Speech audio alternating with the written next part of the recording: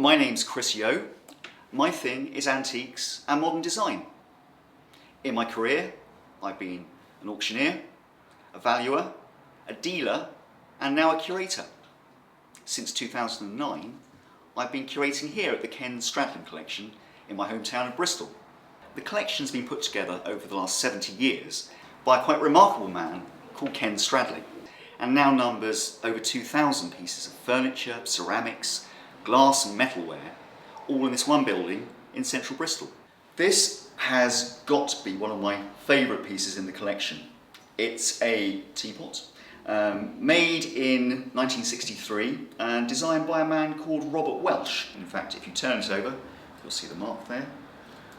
Designed by R. Welch for a company called Old Hall, who were in the West Midlands making stainless steel tableware like this, but in Robert Welch's hands, what could be a very boring, mundane material becomes something really stylish, sculptural, quite sexy.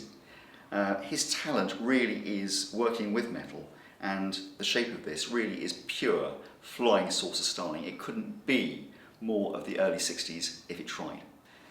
This really rather wonderful piece of pottery is going to be featured in our next exhibition.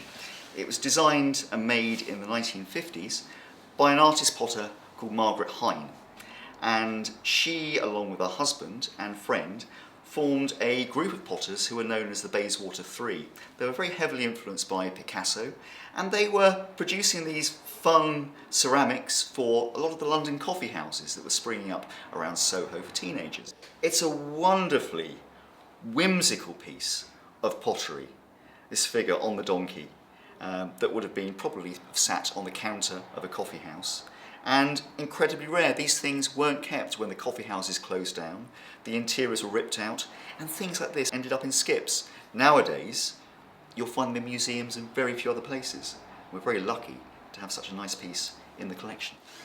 What really fascinates me about the 20th century is that it's a time of change and real dynamism. Right from the word go, we have Art Nouveau coming across from the continent, and it's a new style for a new century, a century of electricity, of film, of mass media.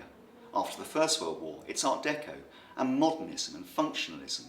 These are styles which celebrate the machine age and new materials like plywood and stainless steel.